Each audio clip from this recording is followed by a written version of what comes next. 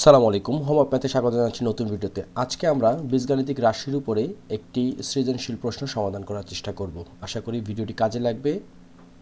তো চলো শুরু করি। প্রশ্নটি আমরা লক্ষ্য করি, যেখানে লেখা আছে রাইসা তার বিদ্যালয় হতে প্রাপ্ত বৃত্তি ও উপবৃত্তির মোট 10,000 টাকা 5 বছরের জন্য ব্যাংকে জমা রাখে। বার্ষিক মুনাফার হার 8%। এখানে কিন্তু লেখা আছে সূত্র প্রযোজ্য, অর্থাৎ আমরা যে কাজগুলো করব এখানে নিশ্চয়ই সূত্রের কোনো ব্যাপার থাকে যেগুলো আমাদের প্রয়োগ করতে হবে। আমাদের প্রথম প্রশ্ন হচ্ছে, এখানে একটি উৎপাদক বিশ্লেষণ করতে বলছে, যা হচ্ছে x² - 5x - 6 এর উৎপাদকে বিশ্লেষণ করো। তো এটা একটা 2 নম্বরের প্রশ্ন, উদ্দীপকের সাথে এটার কোনো সম্পর্ক নাই। তো আমরা অঙ্কটা যদি এভাবে করি, যে এটা হচ্ছে ক নাম্বার, কি দেওয়া আছে, প্রদত্ত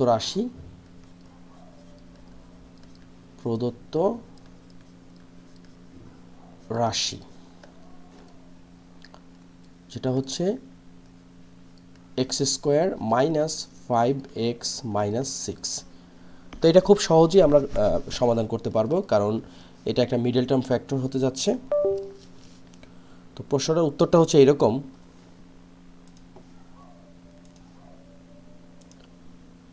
যে এখানে আমরা দেখতে পাচ্ছি যে ধ্রুবক হচ্ছে 6, আর এখানে আমরা দেখতে পাচ্ছি x² - 5x, অর্থাৎ আমাদের এমন দুটো সংখ্যা নিতে হবে যে দুটো সংখ্যা গুণ করলে আমাদের আসবে হচ্ছে 6 এবং দুটাকে যোগ করলে আসবে হচ্ছে -5। তো কি এমন হতে পারে? দেখো, আমরা যদি এভাবে চিন্তা করি যে 6-এর সাথে যদি আমরা 1 গুণ করি তাহলে আমরা পাবো হচ্ছে 6 × 6, আর এই দিকে আমরা যদি -6-এর সাথে যোগ করি যদি 1, দেখো 6 আর 1 গুণ করলে আসতেছে 6, আর -6-এর সাথে +1 যদি আমরা যোগ করি তাহলে পাবো হচ্ছে -5। এখানে দেওয়া আছে -5। তো আমরা এটা এভাবে লিখতে পারি যে x² - 6x + x - 6 সমান সমান, আমরা যদি এখানে x কমন নেই পাচ্ছি x - 6 + 1, এখানে হচ্ছে x - 6। ওকে, তাহলে এখানে কত আসতেছে, x - 6 যদি আমরা কমন নেই, x - 6 × x + 1, আমাদের 2 নম্বর প্রশ্নের উত্তর হয়ে গেল। আশা করি এইটুকু তোমরা বুঝতে পারছো। এবার আমরা খ নাম্বারটা দেখি, যেখানে লেখা আছে সরল মুনাফা ও চক্রবৃদ্ধি মুনাফার পার্থক্য নির্ণয় করো। তো এই যে আমরা উদ্দীপকে যে প্রশ্নটা লেখা আছে, যে রাইসা নামক একটি মেয়ে, সে বৃত্তি পেয়েছে 10,000 টাকার মতো, সেটা সে 5 বছরের জন্য ব্যাংকে জমা রাখছে এবং সেখান থেকে সে বার্ষিক 8% মুনাফা পাইছে। এখান থেকে আমাদের সরল মুনাফা এবং চক্রবৃদ্ধি মুনাফা পার্থক্য বের করতে হবে। পার্থক্য বের করা মানে হচ্ছে এই দুটাই আমাদেরকে বের করতে হবে। তো আমরা করতে যাচ্ছি খ নাম্বারটা। এখানে প্রথমে আমরা সরল মুনাফা বের করি। এছাড়া আমরা দেখি উদ্দীপক থেকে কী পাচ্ছি। প্রথম কথা হচ্ছে গিয়ে সে যে টাকাটা প্রথমে পাইল সেটা হচ্ছে গিয়ে প্রিন্সিপাল অ্যামাউন্ট, তাই তো? তাহলে আমরা লিখতে পারি এটা হচ্ছে আমাদের আসল। যে উদ্দীপক হতে পাই, উদ্দীপক হতে পাই, সেটা কি? সেটা হচ্ছে যে আসল। আসলকে আমরা কি দ্বারা প্রকাশ করি? পি দ্বারা প্রকাশ করি। সেটা কত? সেটা হচ্ছে 10,000 টাকা। 10,000 টাকা। আচ্ছা, এরপরে আরও কি আছে, যে 5 বছরের জন্য, অর্থাৎ এখানে সময়টা দেওয়া আছে। আমরা লিখতে পারি সময় n = 5 বছর। এছাড়া আছে মুনাফার হার, আমরা লিখতে পারি মুনাফার হার, আর সমান কত? 8%, অথবা আমরা লিখতে পারি 8/100। ওকে, এটা গেল একটা। এখন আমরা জানি যে সরল মুনাফা সমান, আমরা জানি, আমরা সূত্রটা যদি এইভাবে লিখি, যে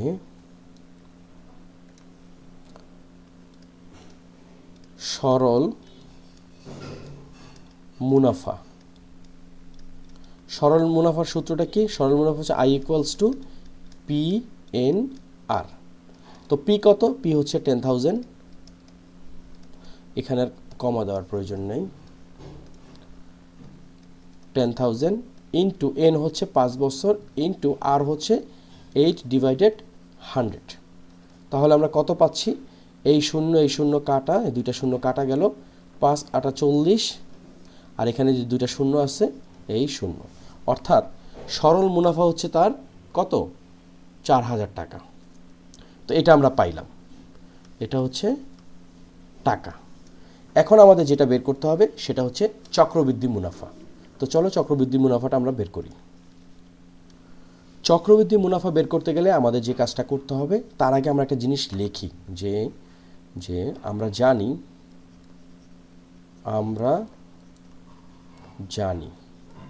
কি বলছে?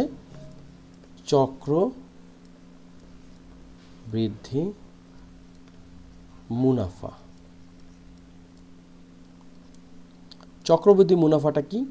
চক্রবৃদ্ধি মুনাফাটা হচ্ছে, প্রথম কথা হচ্ছে আমাদের যে চক্রবৃদ্ধি মূলধন আছে, চক্রবৃদ্ধি মূলধন, এটা হলো সি দ্বারা প্রকাশ করা হয়, সেখান থেকে আমাদের আসল হচ্ছে পি বাদ দিতে হবে। তো এখানে এখন চিন্তা করে দেখো যে এখানে এখন আমাদের যে কাজটা করতে হবে সেটা হলো যে আমাদেরকে যেটা বের করতে হবে সেটা হচ্ছে প্রথমে চক্রবৃদ্ধি মূলধনটা বের করতে হবে। তাহলে সি সমান হচ্ছে, আমরা যেটা জানি, সি ইকুয়ালস টু হচ্ছে P into 1 plus R to the power কত? এন। তো পি কত? পি হচ্ছে 10,000, 1 প্লাস আর কত? 8/100 টু দি পাওয়ার এন মানে হচ্ছে 5। এখন লক্ষ্য করো, এখানে আমরা যেটা করতে পারি সেটা হচ্ছে যে এটা হলো 10,000, এখানে আমরা লসাগু করলে 100 যোগ 8/100 টু দি পাওয়ার 5, তাহলে এখানে আসতেছে 10,000, আর এখানে 108/100 টু দি পাওয়ার 5। এখন এই হচ্ছে 10,000 ইন্টু এই 108কে যদি আমরা 100 দ্বারা ভাগ করি, এটা হচ্ছে 108 ভাগ হচ্ছে 100, কত আসতেছে? 1.08 টু দি পাওয়ার 5। এখন এই যে 10,000 ইন্টু 1.08 টু দি পাওয়ার 5 মানে কত? এটাকে যদি আমরা পাওয়ার করি, তাই তো, এটাকে যদি আমরা পাওয়ার করি তাহলে কত আসতেছে? 1.469। এই 1.469 এর সাথে যদি আমরা 10,000 গুণ করি তাহলে আসতেছে 14,693.28। এটা হচ্ছে প্রায়, এখানেও এটা কিন্তু প্রায়, তো এটা আসতেছে। তো সুতরাং আমরা লিখতে পারি, সুতরাং চক্রবৃদ্ধি মুনাফা সমান হচ্ছে, এই যে সি এর মান আমরা কত পাইছি? 14,693.28 বিয়োগ পি কত? পি হচ্ছে আসল, অর্থাৎ 10,000। তো এটাকে যদি আমরা বিয়োগ করি, যে মানটা পাচ্ছি সেটা হচ্ছে কত? 4,693.28। তো দেখো আমরা চক্রবৃদ্ধির মুনাফাটা পাইলাম, আর একটু আগে আমরা সরল মুনাফাটাও পাইছি। এখন এই দুইটার যদি আমরা পার্থক্য বের করি তাহলে আমরা যেটা পাচ্ছি যে এখন আমরা লিখতে পারি সুতরাং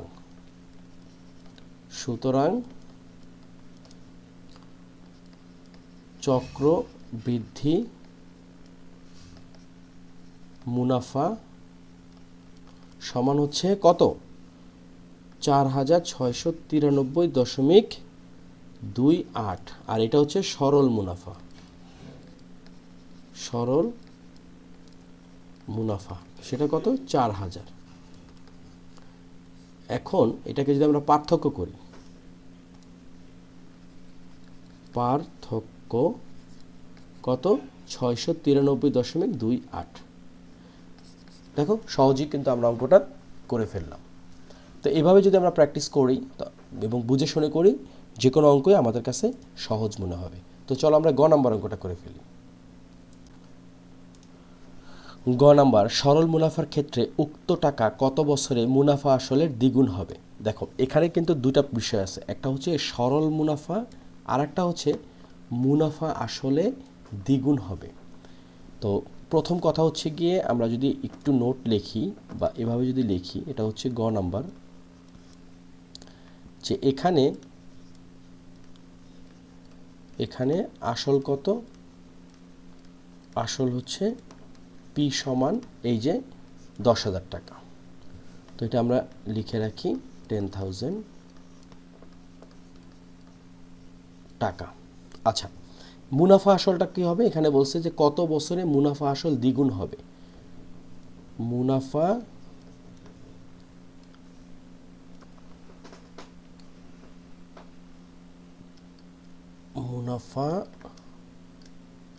আসল যেহেতু দ্বিগুণ তার মানে পি ইন্টু 3 সমান হচ্ছে 10,000 ইন্টু 2 মানে হচ্ছে 20,000 টাকা।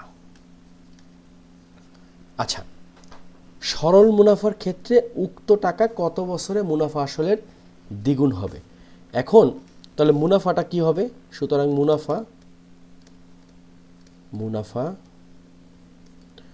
মুনাফাটা কি আমরা জানি, যারা সূত্র জানি সেটা হচ্ছে যে মুনাফা হচ্ছে আয়, তাই না? আমরা যদি এভাবে চিন্তা করি যে মুনাফা আসল মানে কি, মুনাফা আসল হচ্ছে এ সমান হচ্ছে পি যোগ আই। সুতরাং আই মানে কি হবে, এ বিয়োগ পি হবে। তো সেক্ষেত্রে এটা কি পি তো না, এটা হচ্ছে এ বিয়োগ, যেটা লিখলাম এ বিয়োগ পি। মুনাফা আসল হচ্ছে কি আমরা এ দ্বারা প্রকাশ করি। আচ্ছা এ কত, এ হচ্ছে মুনাফা আসল হচ্ছে দ্বিগুণ তার মানে হচ্ছে 20,000 বিয়োগ পি কত আসল অর্থাৎ 10,000। তো এই দুটা বিয়োগ করলে আমাদের মুনাফা হচ্ছে 10,000 টাকা। এখন মুনাফার হার কত, দেখো মুনাফার হার হচ্ছে আর সমান 8%, যাকে আমরা লিখতে পারি 8/100।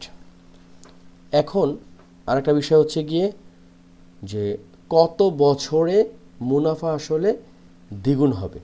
তো দেখো এখানে আমরা কি মান পাইছি, আমাদের সময়ের কথা বলছে, এই যে সময়টা অর্থাৎ কত বছরে দ্বিগুণ হবে মুনাফাটা। তো এখানে যে মানগুলো আছে আমরা যদি এইভাবে লিখি যে আমরা জানি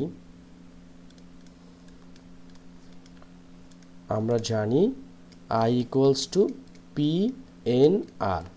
সুতরাং আমাদের মান বের করতে হবে এন সমান হচ্ছে I divided P R. I কত 10,000 আর পি কত, পি হচ্ছে 10,000 ইন্টু আর কত, আর হচ্ছে 8/100। তো এটাকে আমরা কি করতে পারি, এই 10,000 কাটা অর্থাৎ 1/8/100, সুতরাং 1 ইন্টু 100/8। এটা যদি হয় তাহলে কত আসতেছে এখানে, আমরা যদি 100কে ভাগ করি 8 দ্বারা তাহলে পাচ্ছি 12.5 বছর। অর্থাৎ লক্ষ্য করো এখানে যেটা বলছে যে মেয়েটি অর্থাৎ রাইসা তার বৃত্তির টাকা 5 বছরের জন্য ব্যাংকে রাখছে এবং বার্ষিক মুনাফার হার 8% পাওয়াতে তার সরল মুনাফা হয়েছিল কত টাকা, আমরা প্রথম অঙ্কে বের করছিলাম সরল মুনাফা আসছিল তার 10,000 টাকা, তাই তো তার 10,000 টাকা আসছিল। এখন দেখো যেহেতু বলছে যে কত বছর সে যদি টাকাটা রাখে এই ক্ষেত্রে যে মুনাফা আসলে দ্বিগুণ হবে, সেক্ষেত্রে আমাদেরকে যেটা বের করতে হয়েছে যে আমরা আয়ের মান বের করছি, পি এর মান দেওয়া আছে, আর এর মান দেওয়া আছে।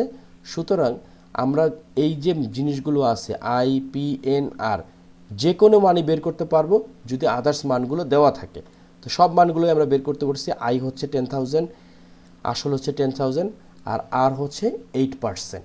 তো ফাইনালি আমরা যেটা পাইলাম 12.5 বছর সে যদি টাকাটা রাখে তাহলে তার মুনাফা আসলে দ্বিগুণ হবে। তো এই ছিল আমাদের আজকের সৃজনশীল প্রশ্ন। আমরা চেষ্টা করলাম হাতে কলমে বোঝানোর জন্য। এই ধরনের প্রশ্ন কিন্তু পরীক্ষাতে আসবে, কোন বোর্ডে আসবে তা জানি না, কিন্তু আসবে। তো বন্ধুদের সাথে শেয়ার করতে পারো ভিডিওটা ভালো লাগলে, কাজে লাগলে। এরকম ধারাবাহিক ভিডিও আমি হোমওয়ার্ক ম্যাথে দিয়ে থাকি। তো তোমরা সবাই ভালো থাকো, সুস্থ থাকো। আল্লাহ হাফেজ।